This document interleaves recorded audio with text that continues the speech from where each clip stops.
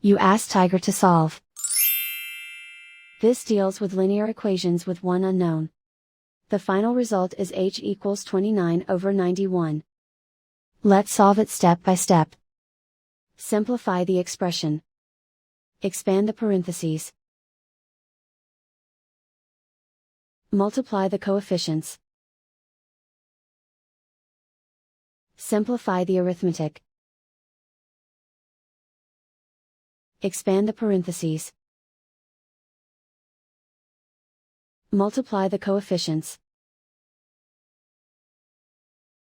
Simplify the arithmetic. Group like terms. Simplify the arithmetic. Group all constants on the right side of the equation. Add 29 to both sides. Simplify the arithmetic.